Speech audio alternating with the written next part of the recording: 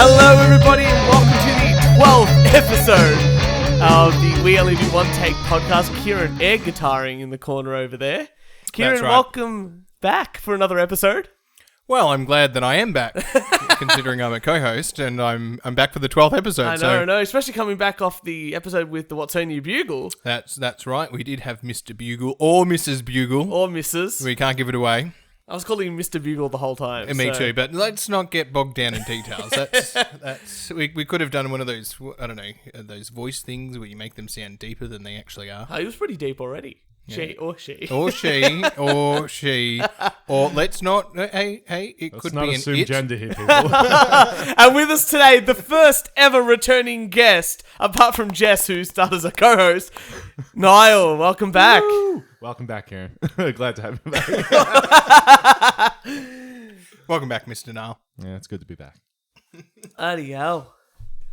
Oh yeah, so I can't believe we had the What's On Your Bugle on last episode. That was awesome. We got a really good response from that. And I'm just going to quiz Niall now because he's a number one listener. I've heard he is. What was Mr. Bugle's international perspective on the Southern China Sea? There's too many bugles in the southern China Sea. I'll give him partial credit. Yes! He is allowed back. Woohoo. Thanks, guys. Well, everyone, sorry, let me just get my beverage. Sponsored by the Fremantle Football Club, because it's in the Fremantle Football Club cup holder. Yeah. Ooh. No, Turch, you work at an organisation, yes. Niall, you work at some kind of organisation. You could call it an organisation. All right, we'll find out whether it's an organisation in a second. Turch, does your organisation have what they call one of those grills? I don't work for Bunnings, mate. No, you know, one of those sandwich grills. Oh, like a sandwich press. Yeah, that's it, sandwich press. Yeah, that's different. I think that's subtly different to a grill. Yeah, Yeah. I just couldn't think of the press name, so I called it a grill. I had all week to prepare for this, and he couldn't even get the one word right he wants to talk about. This is great. Great start. Thank you very much. Yeah, sandwich press or grill. It's not all grill, it's a press. Let's establish that now. It's a press. Anyway, Hey, shut up for a second. my job, don't you grill me? in my office there is a sandwich press. How many people's in your office? 40 to 50? Okay, so 40 to 50. 40 to 50. On the floor, all sharing the one press? Or All sharing the one press. All sharing, okay. Yeah. All right, no, fair enough. And It's only, I mean, you know, how many people are going to use the sandwich press a day? Just hear me out, And what about on the levels below you? How many sandwich presses would be there? I have no idea. I've only worked on like 4 floors. So, and there's like 40. What's the press to floor ratio that people need to know? I would say that the amount of kitchens that we have, each kitchen would have a press. So I'm going to say 1 to 2 kitchens a floor. I would say, you know, we have 40 floors. I would say half of them do. Half of the floors have 2 kitchens. Half of the floors have 1 kitchen. I would go 60 presses. Does your organisation ever run out of milk? No, because we just go down and get some. I mean, this is really... Yeah, make you go down and get some? Yeah. I mean, because at my organisation, the milk's delivered every Tuesday, so we've got to ration it out till Tuesday. No, government cutbacks, mate. But I'm not ranting about the milk this week. Oh, Niall, and plus I'm lactose intolerant, so, you know. another that's- flatulence thing. well, actually, yeah, anyway. Niall, your organisation, does it have a sandwich press? Or grill? Yes, we do. Where? In the back office, we've got one. No way. Yeah, I use it every day. It's friggin' awesome. You're kidding. I thought Yeah, your this has all been organisation an wouldn't have elaborate had one. joke. I'm known for my No, comedy. I just Kieran. thought you would have gone to the food court or something.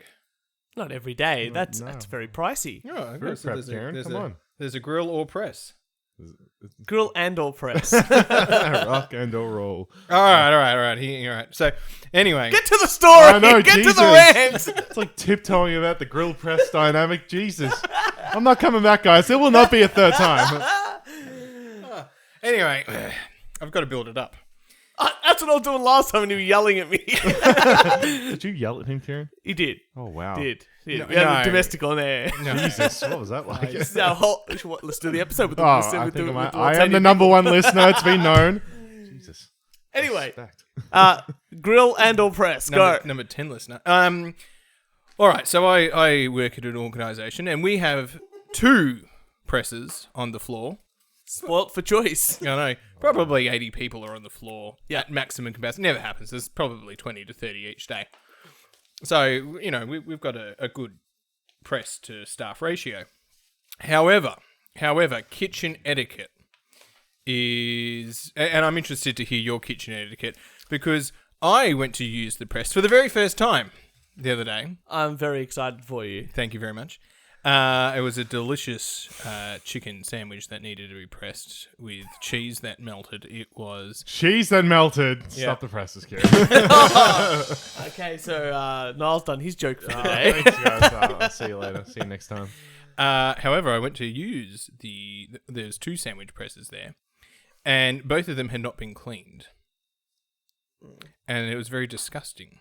And we work in a communal kitchen, and I just thought, how inconsiderate of the people not to clean the sandwich press. Clean the sandwich press, and then other people can use it. Do you have this issue at your work? No, we have a pretty strict policy. Clean the press, you use it, you clean it, and you put it away. Very simple. I blamed the students. It was probably the staff, but we just blamed the students for everything. So, I had to then end up cleaning both presses to use it, which then wasted my day of probably 30, probably an hour. Oh, all that time you could have responded to your 3,782 emails. No, well, as I was cleaning, other people came in, had to speak to them. It was a shame. It was a real shame. Anyway, Was this today?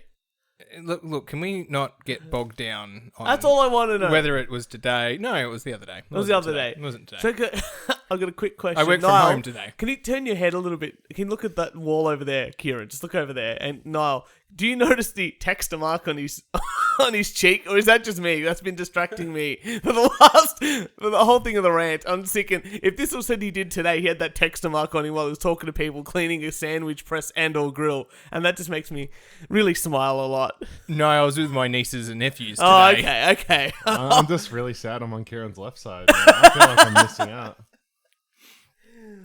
Anyway, how does your kitchen etiquette work? Because kitchen etiquette is It's easy. You use something, you wash it, you dry it, you put it away. Do you have a dishwasher? Yeah, we do. Who unpacks the dishwasher? So we have each pod of people Mm-hmm. takes it in turns per month Mm-hmm. to do the dishwasher. Okay. That's it. See, we don't have that. We Ah. just leave it to the admins. And as I've learned, always look after the admins. And if I'm in the kitchen and I can hear an admin coming around the corner, I'll start to unpack the dishwasher. If the admin's not around, then I don't need the brownie point, so I disappear. It's a very good system. So what's this rant about? Oh, it's just a sandwich. You virtue signaling so that you can unpack a dishwasher when you think someone's coming. Oh, wow, Kieran. The admin staff love me because they get chocolate eggs at Easter. They get chocolate at Christmas time. Not to mention a 3-dimensional pop-up card for Easter and Christmas. Brownie points galore. If I need something, it gets done. Except if you need the floor vacuumed, which was another problem you brought in. All your problems seem to be mine stupid yoga, and yours are like, oh, I couldn't get the floor cleaned and the grill was dirty. Like, come on, mate. These is a they're very relatable. Serious rant. They're That's very right. relatable. That's Very right. relatable. I understand that, but the way you talk about them, they're so relaxed. It's like, it was dirty, but the admin staff, bloody lovely. Fine, I'll try and find who the person was. We'll have a mission. Yeah, I will get them on the podcast. Oh dear. Niall, do you have an article for us? You know what? You put him on the spot today. Hang on a second. He's been on the podcast before. He Yeah. knows how it works. Yeah. The guest always has to bring in an article. Well, actually, since last time, he's been given a microphone and asked to bring headphones, and this is completely different. It's a first-class organisation you're running here, people. Kieran, I do have a news story. It's about the rise in cleaning duties in local offices. What are your thoughts on that, Kieran? I'm really curious. I have no idea what you think on the subject. Apparently, the admin staff have to do everything, and senior people just pretend to do stuff and give away chocolate. Yeah. Oh wow. Senior staff is a bit of a demotion there. Oh, well. Oh, the ego on this guy. Well, I've got an article.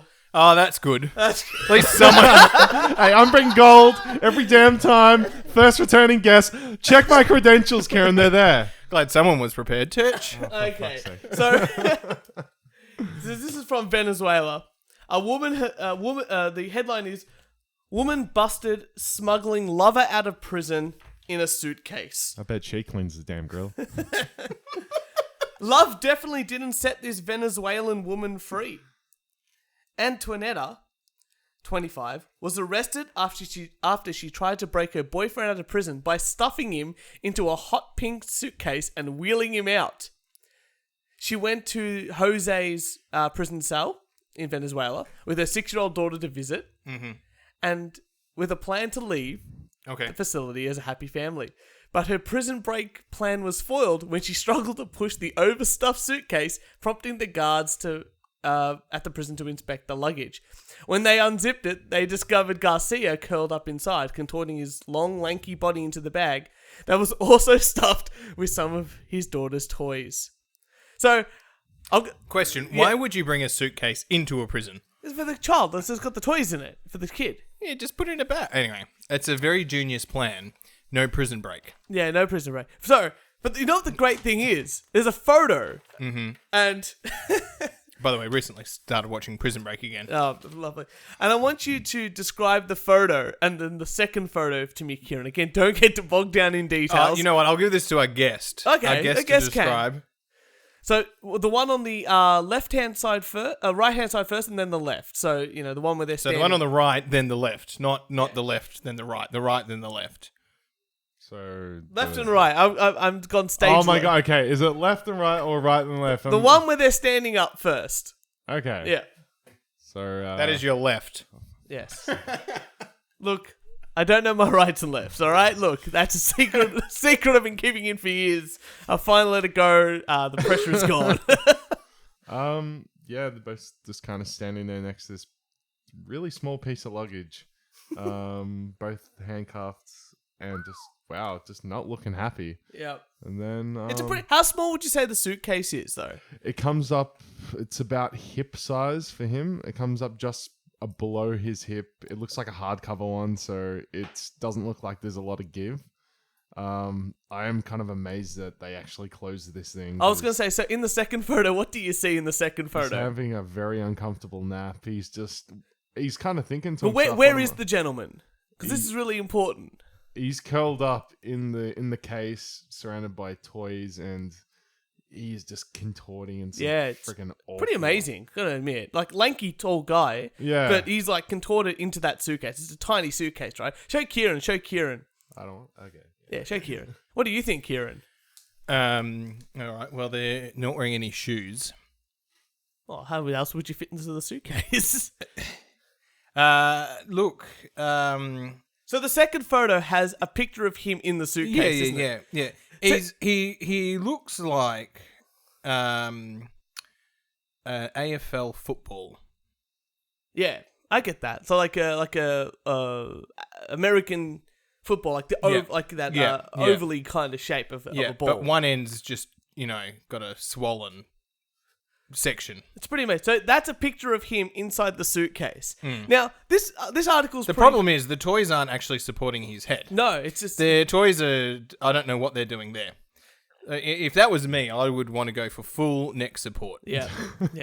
So okay, so I bought this article. 110%. I neck bought this support. article- Now Niall knows about neck support. In fact, Niall has what pillow do you have at night time? Oh wow, it's a memory foam pillow. A memory foam pillow. So Niall is our neck support expert here tonight. I'm feeling it. if you need it. But you know what I love about this article, and this is why I brought it in, because the article was interesting, but it wasn't as interesting as the photo. Because if you look at that photo, so obviously this guy tried to sneak out, and then they found him, they unzipped the suitcase, and they took a photo of him handcuffed with his partner, who's They now didn't put going him to through prison. X-ray first. They should have put him through X-ray. But that means in the second photo of him in the suitcase, they either had to do two things. One, they had to take the photo and go, "Oh my god, no one's gonna fucking believe this," and took a photo. Or two, they went, "Hey, can you get back in the suitcase? We need to take a photo of you." And that for me was the most amazing thing about this article. Well, I noticed his expression on his face in the second photo. He's just like, "What am I doing with my life?" Oh, jeez. So anyway, he's going... If I was her, if I was the female, I would just say, "Look, I didn't realize he was in there. He snuck in. Deny, deny, deny." Isn't that what you would do? I'm the I think victim. it's very hard. Okay, one, how did he zip himself in there? The daughter. Oh, wow. Wow. Right, because they're not going to arrest the daughter. Never going traveling with you again, Kieran. Actually, What if you take it to Vietnam? That's what I want to know Jesus. now. No, what I'm disappointed, it wasn't filled with money, and they just bribed their way out. I'm getting a I don't think they deep would have... insight into your travels to Vietnam. I really am. You know what? I have a feeling that they're trying to smuggle someone out of prison by putting them in a suitcase full of toys. I don't think they have the money. Do you know the other thing? He was in prison for 10 years for car robbery. For stealing a The car. photo's taken Grand at Theft Auto. the photo's taken at 9:01 a.m. So this must have happened at like 8 o'clock. Yeah, I guess Or so. like 8:30 or something like that. I guess What so. kind of prison has an opening time at like 8:30 in the morning? You want to see your partner before, conjugal visit before work? Oh, okay, well there you go. Well, I guess so. I don't know. I just like the fact that they had to ask the guy to get back in the case for the photo. That was the funny thing of this article for me. Well, I think, yes, as we're talking about crime, I think I should talk about another crime. Of course. Never felt so robbed. Outrage over unfilled chocolate hazelnut donut. What? Actually, pop quiz, where do you think this occurred? Brunswick. What was the headline again? Never felt so robbed. Outrage over unfilled chocolate hazelnut donut. Ooh, no, Which that's... country? Which country? Chocolate hazelnut. Yeah. I'm going to go France. I'm going to say Australia. It sounds like something my dad would say. Australia is correct. Bang! Imagine biting into a Nutella donut only to find there's hardly any Nutella in it. That's the stuff of nightmares. Cost Kieran. savings. Devastating? No. One Aussie man has reached out and shared his story. Reached out. This The has a people need to current. know. This has a current affair written all over it. Switch fast cuts. Man, we tried to talk to the baker. Get away from me! Following him down the street with a mic. What do you have to say about the donut incident? Oh, what my was going on? lawyers. Oh, wow. No. He came here illegally. Oh, wow. A man who does not want to be identified bought a packet of mini choc hazelnut donuts from his local Australian supermarket, and he never expected to bite into a lie. Oh. A picture uploaded of one of his donuts cut in half shows his donuts weren't filled with choc hazelnut goodness at all. Instead, pressed into the side of the donut, there was a single little dollop of the good stuff. I've never felt so robbed, he captioned the photo. Within 24 hours of his post, he'd received 1,109 comments from concerned donut and Nutella lovers alike, outraged by the serious lack of choc hazelnut. No way this is a mistake, this is a malicious intent. This seems like off Casino, you know, they've got to have equal Yeah. amount of blueberries Do you in the realize muffins. how long that'll take, Kieran?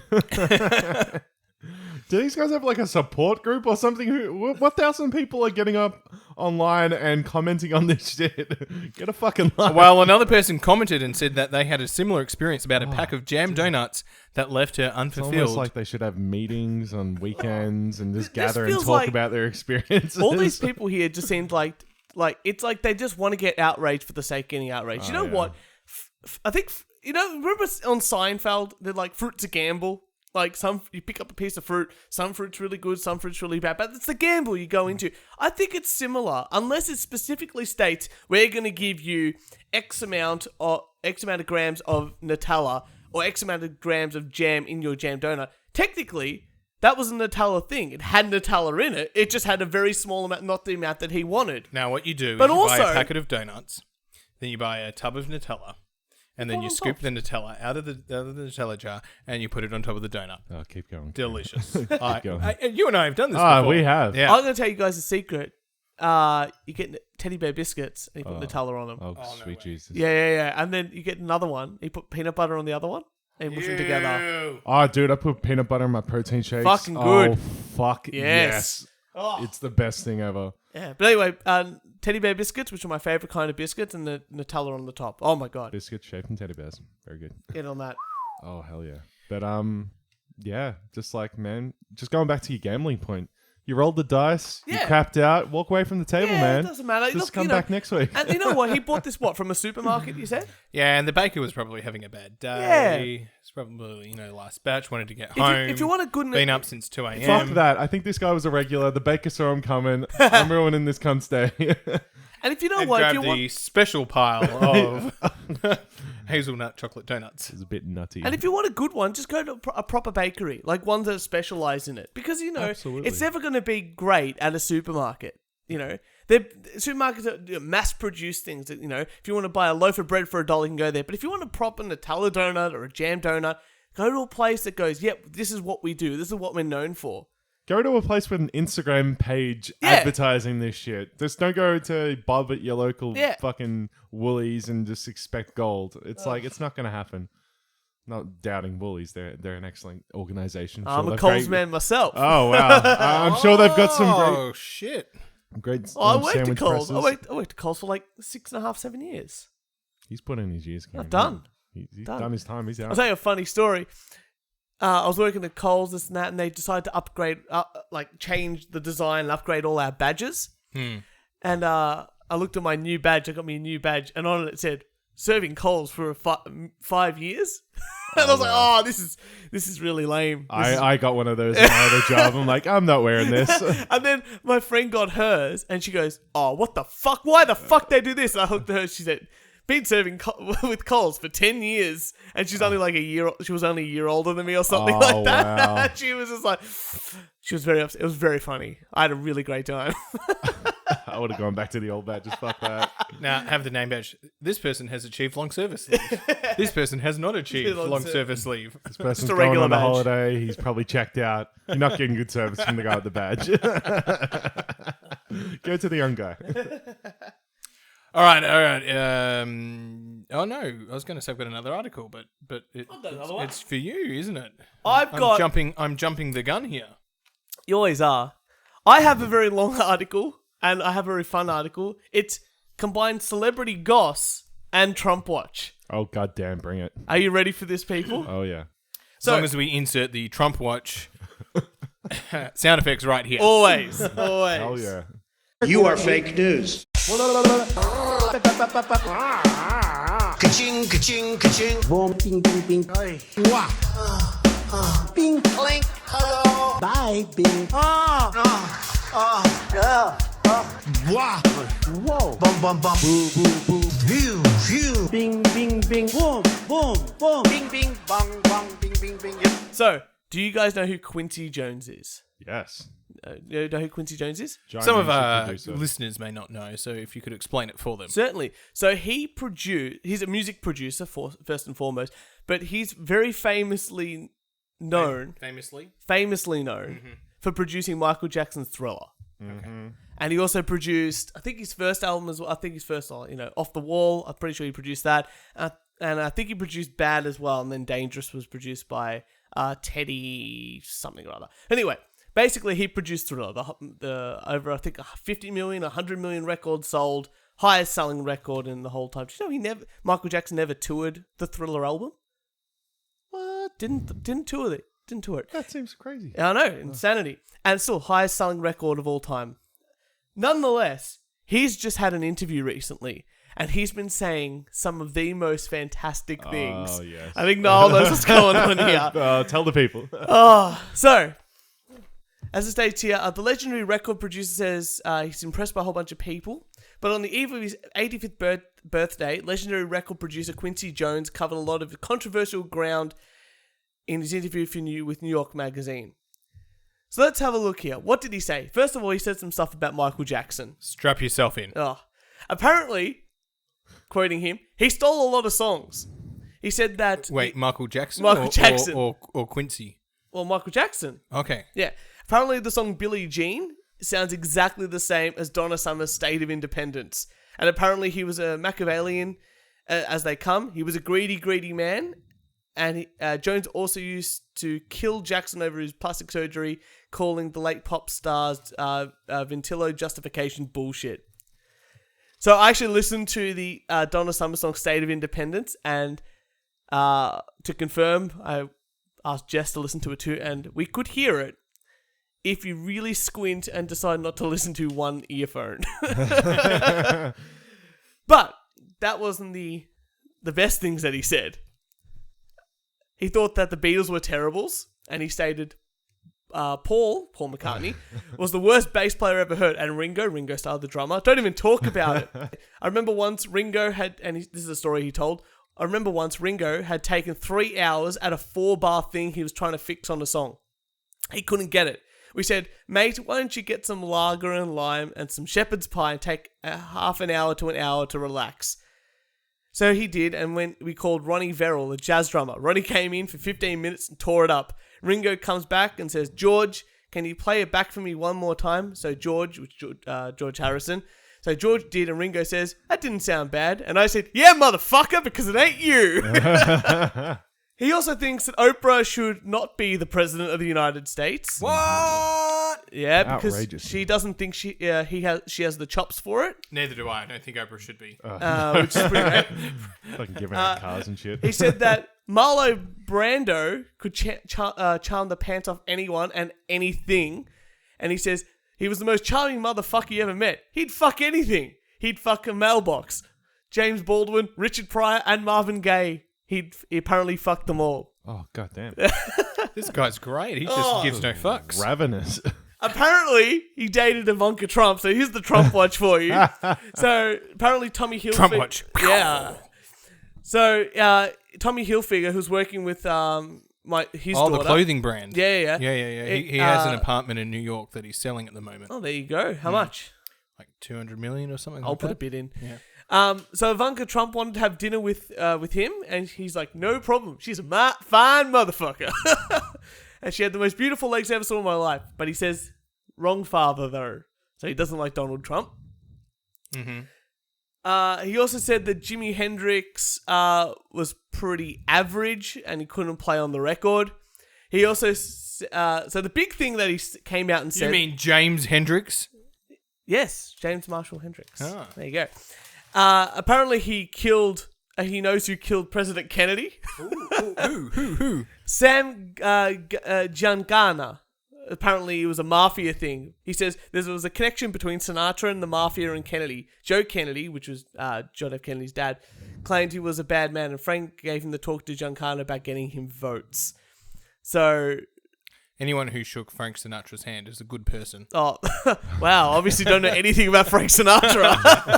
It's a respect, Kieran. And the final thing is, so he's come out and said all these like really like outlandish, fantastic, crazy things. And then he goes, so they asked him, but when it came to sexual allegations against his friend Bill Cosby, Jones becomes suddenly silent. Oh, we can't talk about that in public, man. Oh, that was my favorite article of the week, by the way. It's a bit of a, like I said, Trump watch. It's just everything in one. Trump watch is. I feel like Trump is taking a bit of a. I better watch myself this at the moment because they're coming up to the pre-elections. He'll be right. He's got a pretty good, apparently good approval rate. I heard like 39% at the moment, 40%, which is more than Obama had at this time in his second president term. It's kind of insane to think that, but then like most media is left wing, so it's not surprising on what they're reporting. We need a so. Trump supporter on this podcast. Oh hell yeah, bring one on. We can get someone on. I think I know a couple of people. A whole bunch of guys. Yeah. No, we just need to find some American touring Australia who's a Trump fan and just say, come on to the podcast. I could do that. Yeah. That's your responsibility. You mean I've got to talk to Americans? Yeah. Oh, God. You invited them on! American fans, we absolutely adore you. We actually do know that they listen because I've been checking some stats and we do have some American Oh, is this listeners. a stats update? Do you want a stats update? I do want a stats update. All right. I'll put a drum roll here. So drum roll, please. They'll insert it. No, don't. That's okay. I was ready. I'm just looking around. Trash, thank you. We currently have roughly 44 listens per episode God on damn. SoundCloud, which is pretty crazy to think. That's amazing.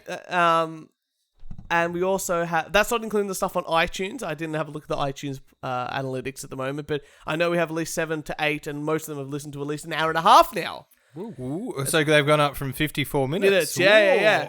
So now on SoundCloud we have over 600 listens, which is a absolute milestone for us.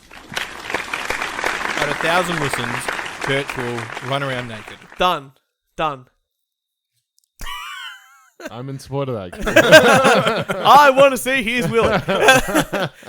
Oh, there we go. Don't bump the table.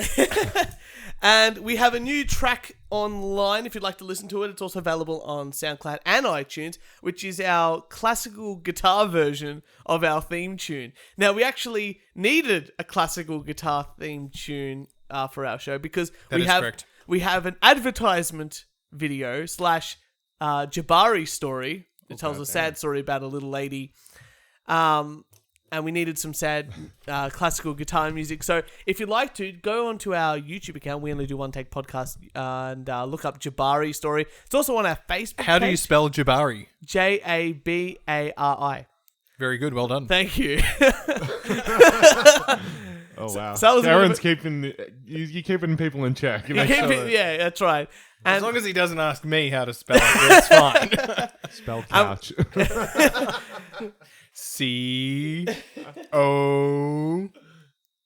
COW. so we also have the Facebook group, which has, I think, over 75 members at the moment, which is pretty cool. So we post a whole bunch of cool stuff there. Yeah, I think that's about it. I can't think of anything else at the moment. But yeah, again, we've got a few more likes on Facebook as well, which is pretty good. So we're doing all around pretty well, which is exciting. We are. Maybe not so well over here with Kieran. Just I'd like to thank tonight's sponsors. Replex, it's the personal insect repellent spray, odorless, with aloe vera. Great for kids, 12 months and over, and up to 4 hours protection. I'm dying. don't drink it like Kieran did. It's worse than Tide Pods. Found at Aldi. And we've got to break this open. It's the Nestle Quality Street chocolate. Oh wow! For God's sakes, stop! Can I do the ad? Can I do it? Give it to someone who's Oh, not Jesus dying. Christ.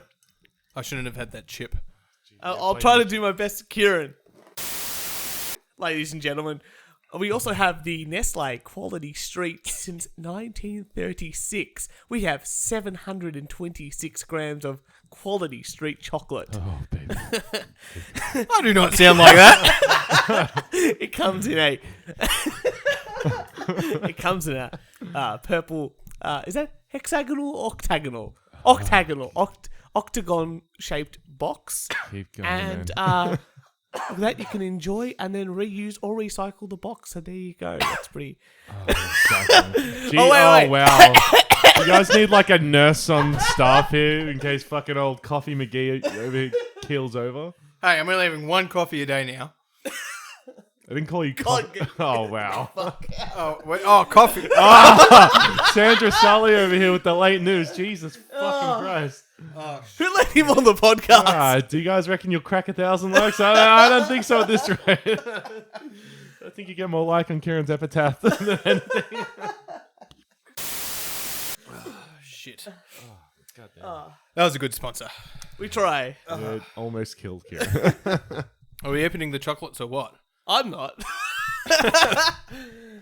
Bust these fuckers. While Niall's opening up the chocolates over there, how about we get another news article for you there, Kieran? Thank you. We might just edit this little this opening up. It's really loud. You know what?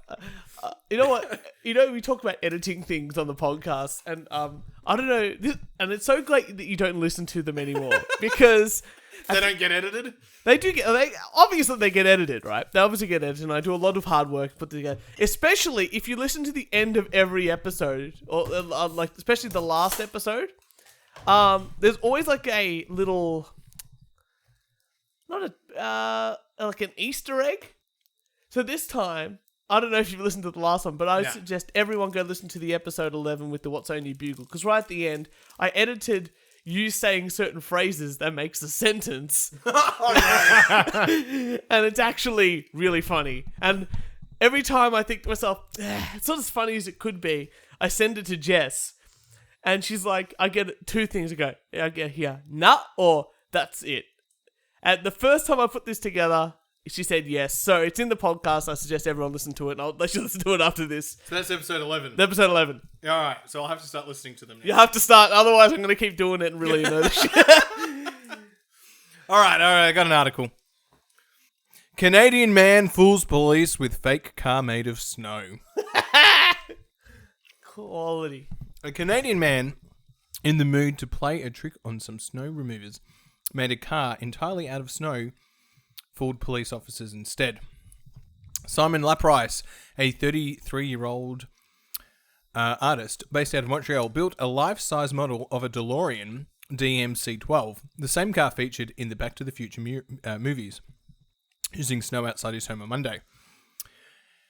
After he used the piles of snow to create the life-size DeLorean, he topped it off with a real windshield wiper he picked up across the street and placed it on top of the snow sculpture. He did this to give the illusion that the rest of the vehicle was buried in snow. The police came to investigate the vehicle because it appeared to be parked in a snow removal zone. Oh, how convenient. Only to find that the car was a giant snow sculpture. The officer, who also had a sense of humour, wrote a ticket that read, "You made our night, ha ha ha ha ha." The snow removers, however, were not fooled by the creation. The snowplows destroyed the artist's snow sculpture the next morning. Ah, that's good. Oh, so a windscreen wiper and Yes. a bunch of snow has Yes. tricked enough people Hang to on, call the police. I actually better show you the photos. Oh, okay, yeah, that'd be good. Do you want me to describe it? Yeah.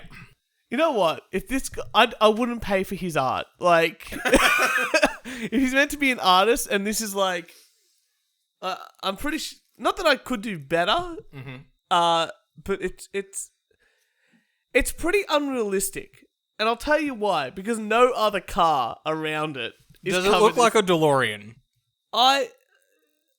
it looks like a Toyota Supra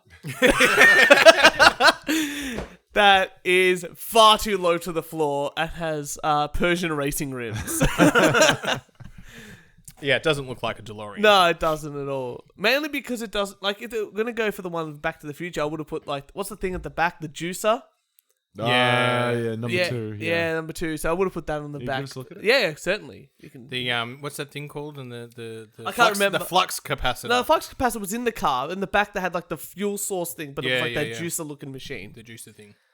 Is this my laptop now? Is this what we're giving away to guests? No, I just got myself a MacBook Air. Oh, look, we've already got enough crap sponsors. That's not.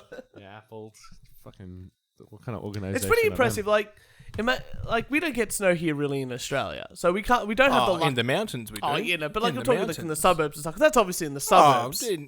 once in a while we might get some snow in the suburbs. Well, not enough to make a DeLorean to fool the Oh police no, and stuff no. like that. So it's Australia. What are you talking about? But can you imagine though, like if someone does come out in Australia to looked at that, like that person wouldn't get like a joke fine. That would be like a real fine. Like that's the kind of thing we'd do here. The Australian police have no sense of humour. No, it's just, you know.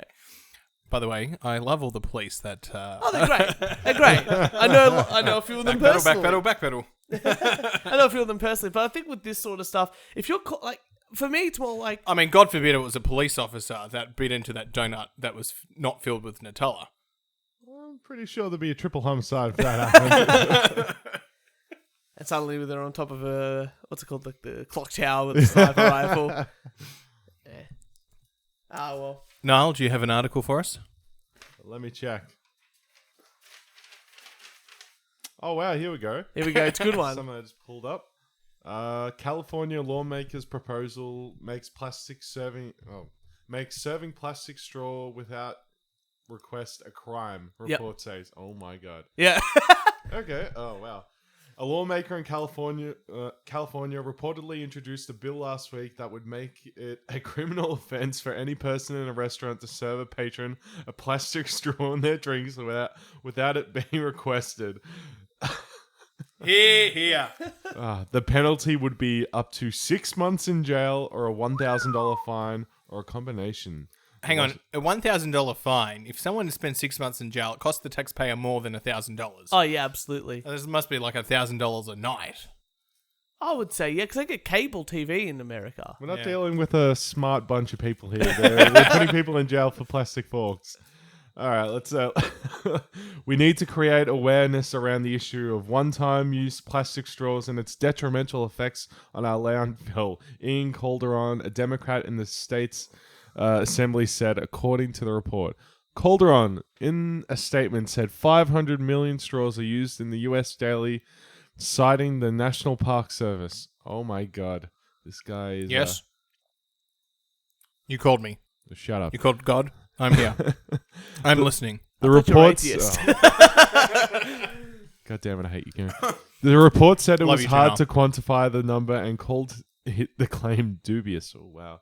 I always love when someone uses dubious. So correctly. I read this article during the week, and I just thought to myself, we were just talking about like Australia and especially Victoria being sort of a nanny state. You can't really do too much this stuff. No. But imagine giving $1,000 fine because you went to a bar and you're obviously not going to buy a girly drink for yourself, so you buy a girly drink for the hot chick you're with, and they give you a straw without you saying you wanted one, and now that person behind the bar is going to get charged. Like gonna go to prison for 6 months, up to 6 months, for giving you that straw. That's what that proposal has stated. I'm in favour of the no straw. Are you I don't serious? like Get straws. fucked. Straws No. are a waste. Replaced with what? No, you just Penis drink straws. it. Yeah, you just Like the drink girls it. get at hen's nights. That's what. Yeah, they could get penis straws. But then it's still, if they give it to you without your consent, Look, they can all go to I know, prison. yeah, if Straw if rape. the law is the law. Didn't ask permission before whipping that one out. I was at a bar and then I got a drink and then this cock came flying out of nowhere. Yeah, I I had sucked a that. pina colada and shit all over my face. Oh, what the? It's like, they're the type of stories we're gonna cop. Mm-hmm. Is that the world you want to live in, Kieran? It's fine by me. We should get cock straws for the podcast.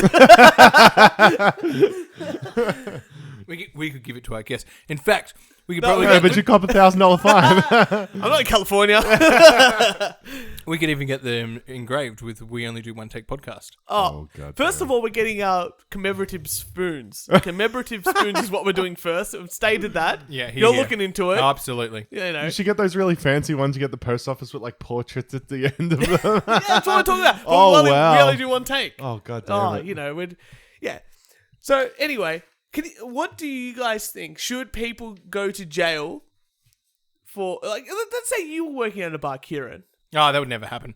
Well, let's say you were. Let's That use, involves work. let's use our imagination and pretend. That you Hey-oh! let's pretend. All let's- right, yeah. that was a bad joke, wasn't Oh it? God. Let's use. Okay then. One let's of use, many. Let's use our imagination, everyone. Put Don't your have thinking any. caps on, and we'll pretend Kieran works. Oh wow, I'm gonna have to really stretch We'll for this dig one deep. here. We'll dig deep. God damn. Right? And let's just say you know, serving a lady, and you give her a straw, and then your boss comes up to you and goes, "Oh, look, man, I'm gonna have to turn you into the police." Mm-hmm. She's put in a report, Kieran. And then $1,000 later, I'd say, first of all, can I put my number on the straw? well, yeah, I Okay. guess so. But you're also gonna get $1,000 fine. Is It could be worth it. It could be worth it. Could be worth it. Do you reckon a girl who's prosecuting you for this is gonna date you? Yes. You're an idiot.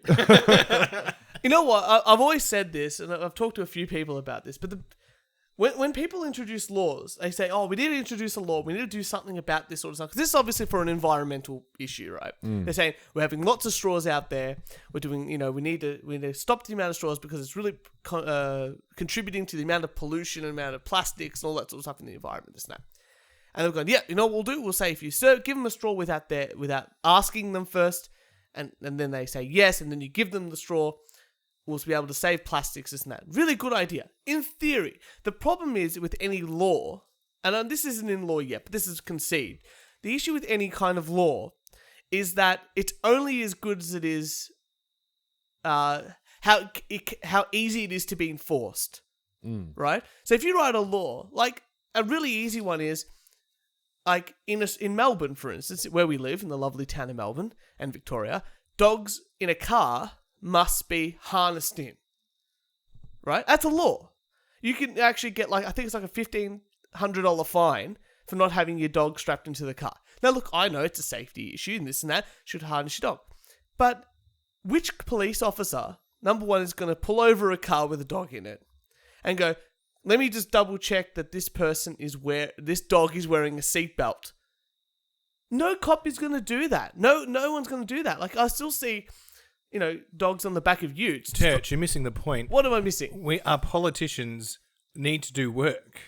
And if they've got no work, they've got to make up laws. It's easy. All you have to do is deregulate. Unenforceable laws so that they can enjoy their lovely salary and their lovely lunches and their great dinners and feel like that they're important. And in fact, I think I might run for politics one day. Well, you know what? I actually saw That something. requires work here. I actually saw something. No, it doesn't. No, you'll have a chief of staff for that. I saw something you posted yesterday about what politician was it they were trying to? Fiona Patten. Is she local? She is in the Victorian State Upper House, and she wants to tax the church. Yeah, beautiful. Now it's a little bit. Tax the church is probably not the right slogan, because people are going to go, oh, hang on a second. What she wants to do is, she asked two important questions. Number one, she wants to know, and they've taken it on notice, what if churches were taxed, in other words, not the so if churches were taxed. Churches were taxed. If churches were taxed. Church is already taxed. If churches. Far too much. So let them do their charitable work, right? Let them do that. Let them do their charitable work. Tax the shit out of them, sorry. But they own businesses. So there's the Catholic Church owns a lot of conference centers, for instance, right? And they're making money. So because they run conference centers and it's for profit, then they shouldn't be able to use their charitable status. Yeah. So tax the that business, part, that the aspect business of the making. business. Yeah. And organisations that don't run a religious component, so charities at the moment have to pay tax. Yeah. So she's saying if Just flip it around. just anyone who's running charity and it's actually for charity, don't tax them. Anyone who's running anything for business to make money, then tax. Makes sense to me. Makes perfect sense. So I'm interested to see when the figures come in from the finance department. Yeah. Because they're going to calculate that. But she's my hero. Yeah, that's really good. So Tax the church. The Liberal Democrats have been talking about this for a number of years. And actually, Ben, we should get on the show. I probably should bleep out his surname. But Ben, we should get on the show. And he's introduced me to the Liberal Democrats. Mr. Ben. Mr. Ben.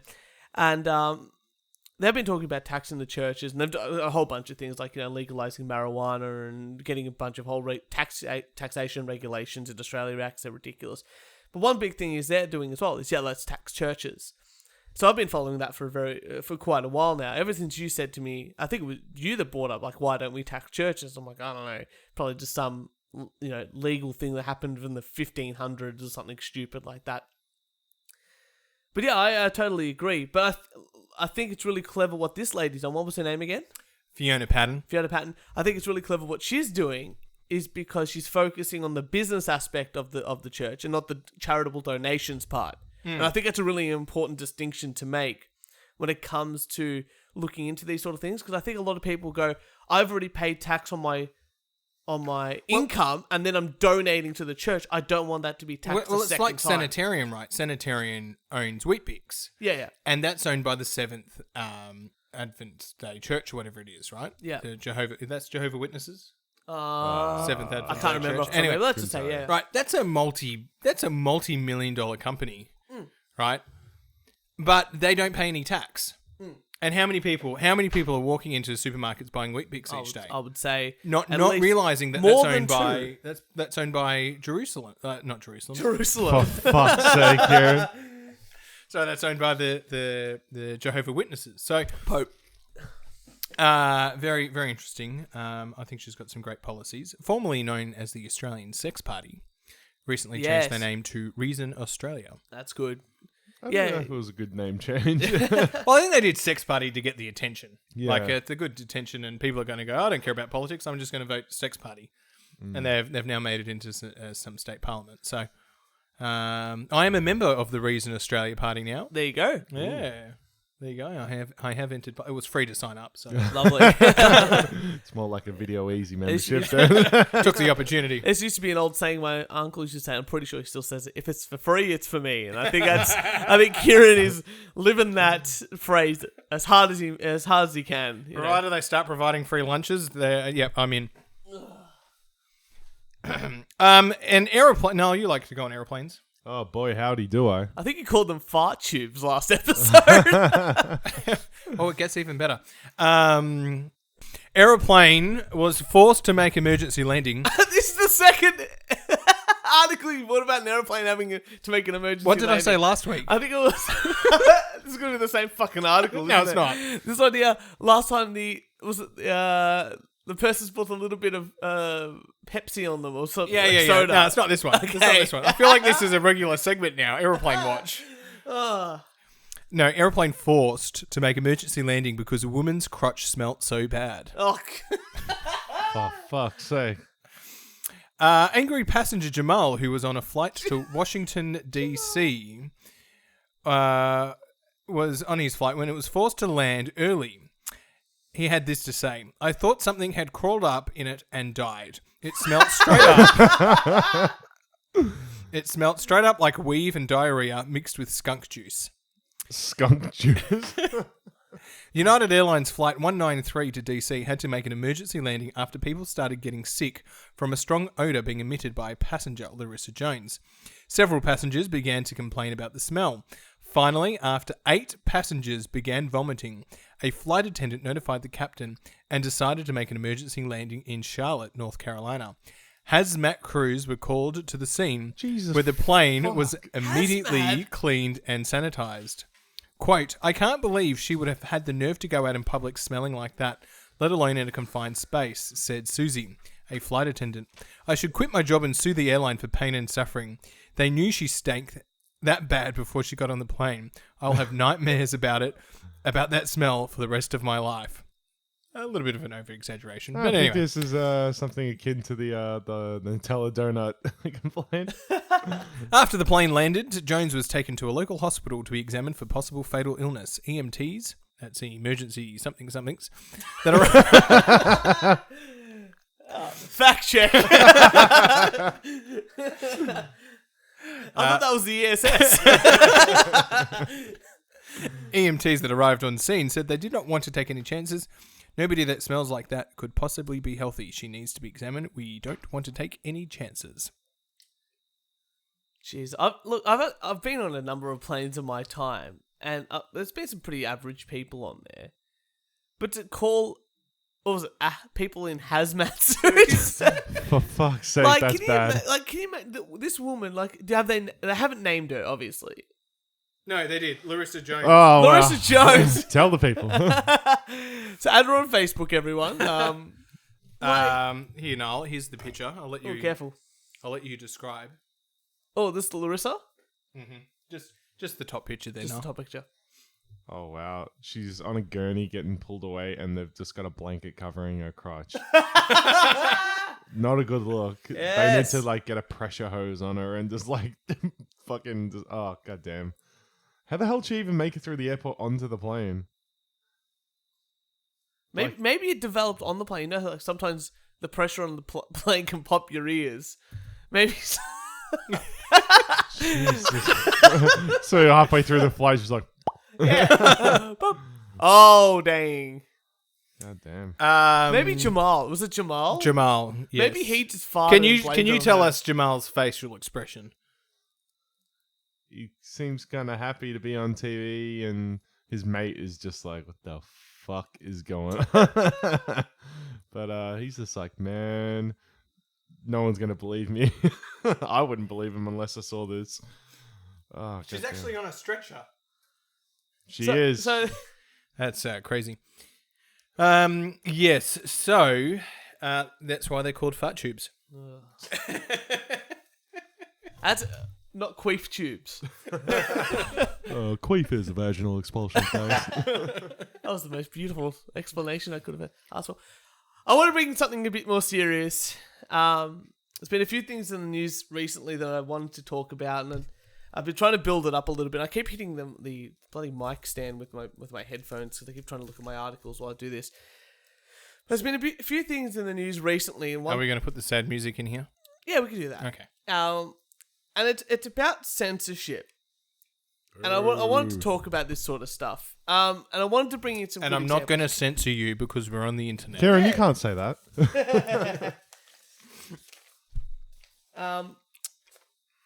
So one thing that's sort of come up recently, and I don't know if you guys have read it, but I saw it on the news a day ago, 2 days ago, something like that. And there's a school in the WA who's actually banning Western Australia. It's banning teaching Shakespeare's Romeo and Juliet Oh, I heard about this. I didn't read it though. because apparently the themes in it are too adult and are actually too violent for people to study at such a young age. Mm-hmm. And I think it was studied in year 10 Well, or here, 11. because Shakespeare's just too hard to learn at any age. Are you fucking kidding me? I bought that book when I was 10 and I read it. That is just insane to me. So it was being taught at year 11 and year 12. So they're mature minors. They're choo-choo minors. I mean, they'll be what, 16, 17, 18-year-olds. It's not like they're young So they people. can walk in. So basically, they can walk into a doctor's office and say, "I'd like to go on the pill," and the doctor will go, "You're a mature minor, and I'm going to prescribe you the medication." That's right. They can absolutely do that. Yeah. You know? But apparently the people at the school said that the curriculum, they found that the curriculum to be uncensored and crowded with inappropriate material. Now, I must say, I haven't read all of Shakespeare. I haven't read, I've read like one or two here and there. I haven't actually read Romeo and Juliet because my mum's an English teacher and she likes Macbeth more, so I read Macbeth. And it's actually really good. But I've seen I know the basic plot line and this and that. And I've seen some of the newer films, like the one with Leonardo DiCaprio, and I've heard some readings of it, this and that. And I think it's a really bad thing with such a piece of classic literature to censor it just because there might be adult themes, especially when they're not even children anymore. Like what? Young adults almost, or adolescents. I don't even know what that age group is. But as Kieran sort of said, that I'm sorry, I heard a grade 4 in a classroom the other day talk about 69. The number? No. This kid is probably a little bit more advanced than his peers. Yeah. But the teacher was doing a maths game or something like that, and 69 came up, and he goes, 69. That's great. And none of the other kids sort of were like, what? And the teacher's like, 69 is just a number. He's like, no, it's not. So but think about it, right? When if you're 15 in Australia, you can watch M-rated films or even MA-rated films, I believe. Yeah, that's right. In Australia, You can watch... an MA-rated film, what's a recent MA-rated film? I can't even think of one. But an MA-rated film would be something with could be lots of violence. I, Tonya, that new Die Hard one. Die Hard. Die Hard, perfect example. Everyone knows Die Hard. Best Christmas film. Yep. Lots of action. Not much nudity or anything like that. But lots of action, lots of blood, lots of gore, this and that. And I'm sure, I'm pretty sure that there's cut down versions of films like Pulp Fiction or even a Quentin Tarantino film that are MA. I think Kill Bill's MA. I'm pretty sure it's R, but there's MA versions. Yeah, MA versions, this and that. But what I'm saying is there's lots of films and other kinds of media like video games and this and that have violent themes, sexual themes, this and that are, I would say, far more graphic in what they do. Oh, hell yeah. They'd have a way bigger impact than fucking Romeo and Juliet. Romeo and Juliet, And so going on from that... And the fact that they actually think the students are going to read it. I mean... I know, just read the Cliff Notes. Trick for all you youngsters I out had there. to read the Study notes. I had to read the modern English translation because I'm just like, what the hell's going on? What the fuck am I reading? So not only that, so the school's actually turned on its decision. They said, no, you know what? We've had so many complaints. Right. They've actually turned on, which is fantastic. I think it's good because I think that's kind of censorship or that sort of decision, the reason they came to that decision was actually really stupid. Wait, they overturned the decision? They overturned the Oh, that's decision. good. Yeah, I only read it today, and I was like, okay, I do want to be factually accurate with this sort of stuff. But I brought it as an example. But the other example I'm bringing in is that in the Manchester Art Gallery, they actually have removed a picture from the, I think it was the 1800s or 1700s. Let me just double check. I can't remember off the top of my head, and I can't see it in the article just scanning my eyes. But they've actually removed a really famous painting that, and I'll just say what it says. Is the painting shows pubescent naked nymphs tempting a young handsome man to his doom, but it is an erotic Victorian fantasy. But is it an erotic Victorian fantasy too far? One in which, in the current climate, is suitable or offensive to modern audiences. So I'll give you guys the basic picture. But like I said, it's as sort of described. It's a bunch of pubescent naked women, young, teens, this and that, in a pond. They're nymphs, so that's kind of what they do. Yeah.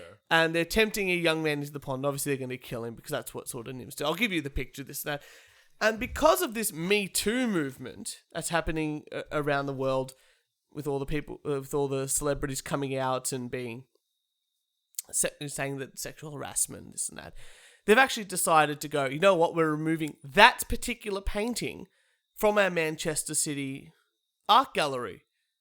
Now, I can't remember the artist. I'm trying to have a bit of a look here, but I feel like it shouldn't matter because that's a piece of art. And in my, and this is just one guy's opinion, right? That's a piece of art. And art's art, right? And you have to take, that's telling a story. Unless I paint it. Unless you paint it, Yeah. obviously, yeah. Buy Kieran's artwork on the We Only Do One Take podcast Facebook page. But, that painting... Would you agree with me, Niall? If you painted it, would it be art? I would. I don't finger paint like you can. Could you get it in a gallery? I could physically bring it into a gallery. Yes, I could. Will No further questions.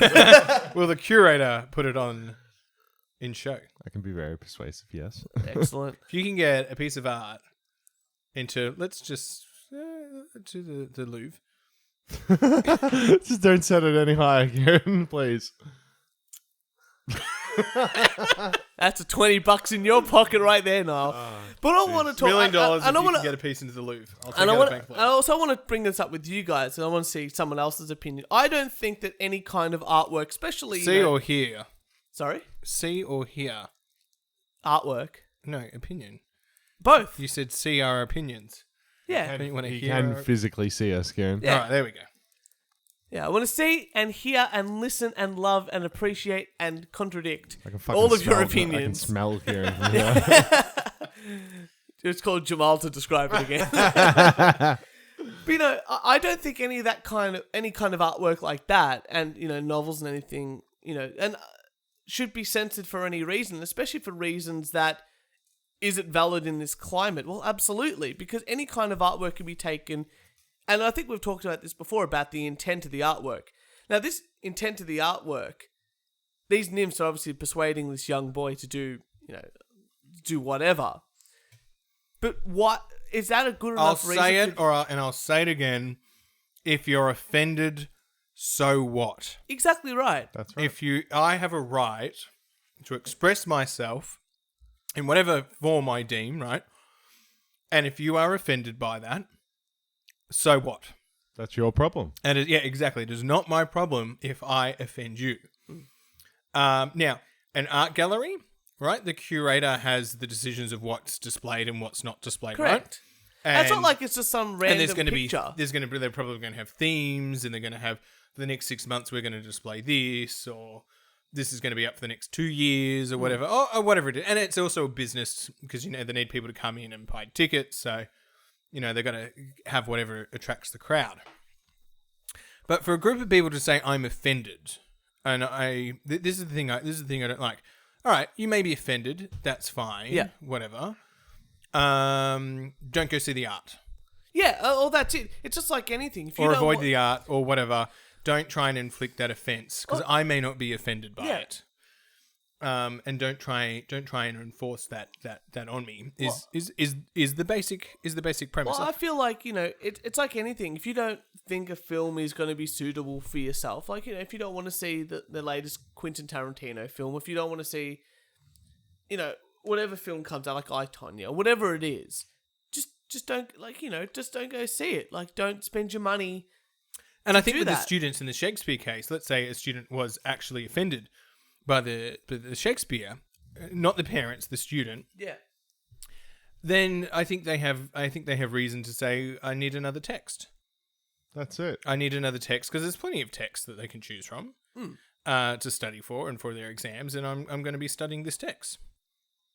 Oh, look, I understand. I think that when it comes to, again, I think the reason why they decided that it wasn't a good text, and I think, it wasn't the children that was going. Yeah, I want to hear this. Like, why did they stop it? Well, it was some complaints from the parents, and I'm like, well, okay, look, obviously you don't want your child to read this, but, if you think your child is too immature to read something like that, then I think that's something wrong, and I hate to sort of say this and sort of sound all arrogant and stuff, but it's almost like you need to take responsibility for your child, even though they're young adults, adolescents, this and that. You should have taken responsibility. It's not even that. I would say, why is you as a parent are actually have issues with this? What's Yeah, going well, on? that's it. What's Yeah. going on with you as a parent that you're uncomfortable with this? The child itself may have zero problem with it. Exactly. And it's I'm sorry, but they're 16. By the time they get to 18, especially in Perth,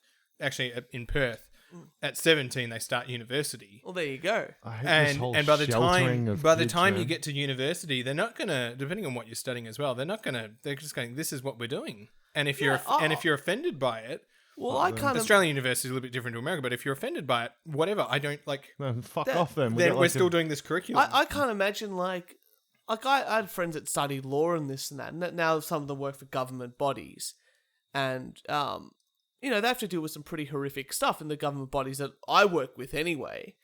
And they're just like, you've got to deal with this. This is like, part of the job. You're going to get some really easy, contracty sort of stuff.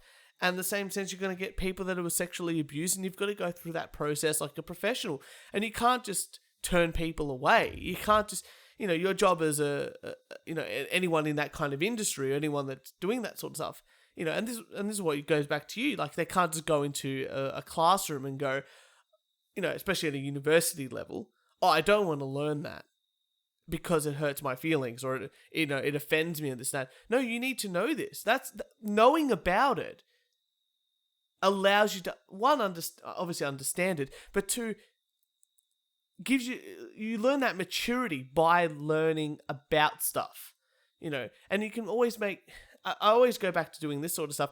I always say to people, I only try to learn lots of things about the world and how things work and this and that, because the more you learn about something, the more jokes you can make about it. But it's the same thing for this. You're gonna have a better opinion about things. You're gonna have a more clear view of the world. You're gonna have a better view of, your position in the world and stuff like that by reading more about things around you. Also, getting different viewpoints, having your viewpoints challenged. It's such a huge thing. I wouldn't want to live in a world where I was constantly coddled Yeah, like that. exactly I want right. to be challenged. I the agree, only- Niall. Thank you, Kieran. It's the only, you still smell. I look at that. We're all agreeing with each other That's here. the only way you can grow. I'm such a strong believer in this. Just, I can't stand it when people do this shit. It just, it just really grinds my gears. That's the nicest way I can put it. It's just, I hate it. I'll give you an example, right? So we Yeah. teach this social psychology class, and I feel like I've talked about this before. Thank you, Dr. Peterson. And I only know that he existed like 2 months ago.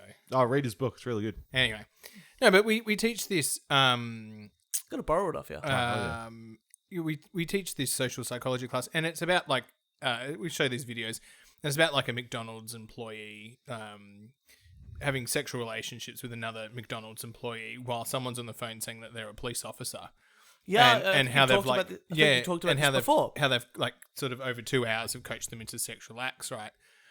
Now at the start, I always do the class going, "Oh, look, if you need to leave at any time, you can leave. Like, there's no problems. If there's anything that's because you don't know what's happening in people's exactly personal right. history or whatever." But the class is still going on, And at the end of it, it's sort of like, well, my job is to inform you why these events occurred, like why these people, everyday people, actually performed these. And now that I'm arming you with that knowledge, hopefully that won't happen to you, and you can actually be aware of social conformity and authority figures and how to challenge things and all that kind of stuff. If someone came in to me and said, "Oh no, this is too offensive," or "This is too risque or something, something like or that," I've been sexually abused, and this is really you shouldn't be teaching them. Yeah. But the first thing I'd be telling them is to fuck off.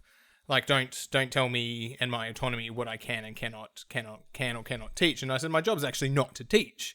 Yeah. My job is to inform here's a viewpoint, or here are some viewpoints, and it's over to you guys to now challenge me. And they're generally first year students, so they can't do that. No, which is sad. And it goes back to But that's my point. I'm like, your job is to actually challenge me. I'm being paid really well to stand up here. You've got to make me work for my money. Yeah. So come on, challenge, bring it on. But it goes back to what Niall was saying, that you need your opinions challenged. You need your viewpoints challenged. Like if you've been living middle class and doing and sitting in private schools or public religious schools, people need their viewpoints challenged. Well, but everyone needs their viewpoints challenged. I grew up in a very Catholic Italian family and this and that, and I challenged them, but I still respect them, but because I know about it, and this is what I was saying before, because I know a lot about Christianity and Catholicism and about the art and how it sort of influenced things, is that I can appreciate it, but I might not actually believe in the higher powers and believe that Jesus was alive and stuff like that. But it's the knowledge, having the knowledge about it, and actually going, I actually might read that book. I might watch that documentary. I might have someone tell me about it. I might actually go out and learn about it. That's what, again, one, it makes you a better person because you know more about things and what your place in the world is, how things sort of work, why people act the way they do because of beliefs and this and that. But two, it just gives you, it allows you to become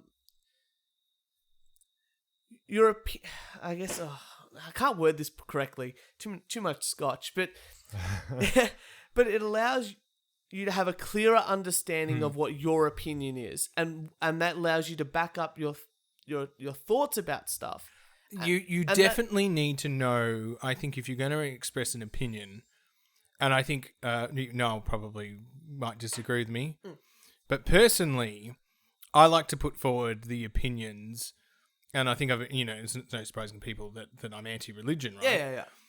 But that is an opinion I have thought about, and I am prepared to back it up. And it's something I just haven't done off the cuff, right? Like I am it's something that and I'm probably constantly thinking about and trying to challenge myself in many different ways.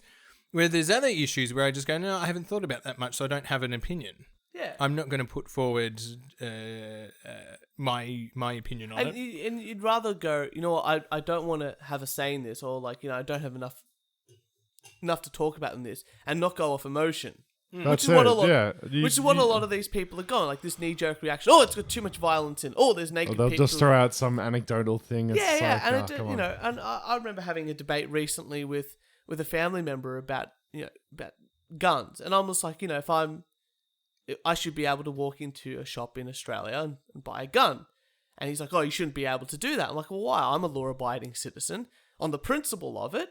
As long as I pass all the tests within the country, I should be able to buy a gun. And he rattled off a whole bunch of stuff about gun violence and this and that. And I said, look, I'm a law-abiding citizen. Why can't I buy a gun? And sometimes those anecdotal things, or those, bad perception of things without knowing, understanding certain parts of it, really make it frustrating to talk to some people. And again, it goes back to this, going back to bringing it all back about the artwork, about the guns, about any kind of political issue, with any sort of censorship sort of issue. It goes back to what people feel comfortable with, and that's not a really good way of going about these sort of things. Again, these parents wanted to censor these sort of stuff because they felt their children might get sad or offended or this and that. And that's a really bad way of looking at it. And again, it goes back to what you said, Kieran. you need to be challenged. But you said no. You need to be challenged. You need to look, expand your horizons, and make of that. You what need something will. that's dear to your heart to be broken. Oh yeah, all the time. I absolutely feel that you need something dear to your heart, something that you truly believe in, to just be broken, and for you to be shown this is actually not how it's supposed to be. Actually, this is not it, and I've turned. And I think I think you need that, but you can't do that in confrontation though. There's no way. Oh no. There's no way. I mean, there's sort of some points, and I've deliberately done this as well, where I've just gone, fuck that, I'm going for confrontation because this is just going to be a hell of a lot more fun. Yeah. Whereas if you're actually wanting to persuade someone, you can't do it in confrontation. But this is what Because adults take time to change. They're not going to change overnight, especially if it's a concrete held belief. But and this goes back to the two articles I brought in, obviously about the Shakespeare and about the artwork.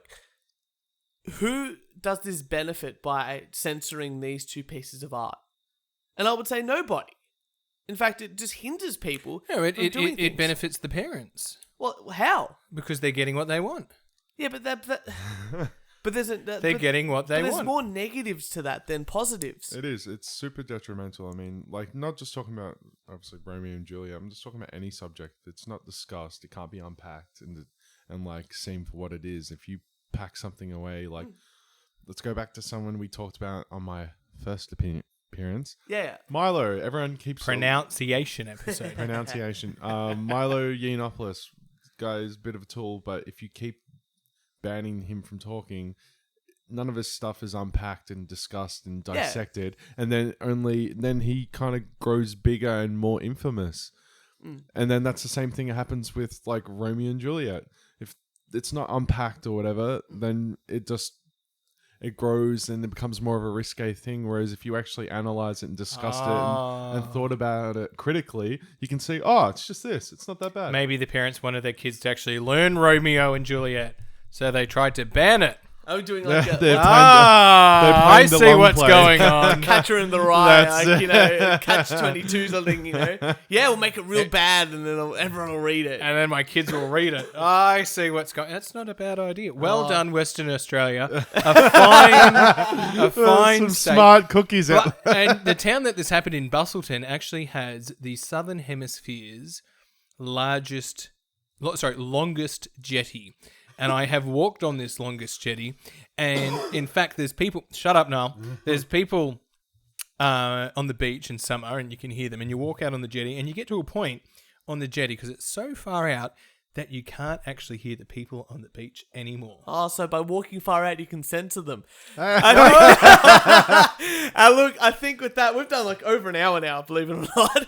I would like to thank Kieran for another fantastic episode. Episode 12 of the We Only Do One Tech podcast. That means we've been going for 3 months. We have been going for 3 months. That's pretty good. I'm very impressed that we'll be able to keep it up week by week. That is 3 months. Amazing. That's amazing. And we'd like to thank our return guest on our 3-month anniversary, which is not a real anniversary, because anniversary means year. Let's make it real, damn it. He's our first repeat return. That's right. In a business sense. In a That's business good. sense. Yeah, it's good. Yeah. I'm That- glad you guys had me back. It was a lot of fun. Chocolate. So that was Oh. great. Yes. Speaking of chocolates, I hope everyone bought their partners some chocolates for Valentine's Day yesterday. This does come out on a Thursday. Oh, yeah. It's yesterday. So, Jess, don't listen All to this. flowers. All flowers. What are you getting, Jess? By the way, by the time she listens to this, you will have already given it to her. I'll give it to her. You could go see the lady at Club X that we know. Oh, What the? Oh. actually, Jess would be up for that. Have you not? Yeah, but that, You know, go see her. yeah. Grab something. By the way, tell her to come onto the podcast. Oh, you should. I'll come with you. Go, you know what? All right, we'll go in. What a Valentine's Day we're gonna have. Kieran and I are gonna go and talk to some a lady. Anyway, that's the story for next week, I think. But Niall, thank you so much for being our first returning guest onto the podcast. Absolute pleasure. And like I said, check us out on Facebook, which is just search for We Only Do One Take Podcast. We have a We Only Do One Take Podcast group now, which is great. Subscribe to us on SoundCloud and iTunes. Leave us a review. We've only got 2 reviews at the moment, but we haven't got any on iTunes. So if you want to do that, you can make fun of us as much as you possibly can. And we'll see you next Thursday. After the plane landed, Jones was taken to a local hospital to be examined for possible fatal illness. EMTs, that's emergencies, Straw rape. that are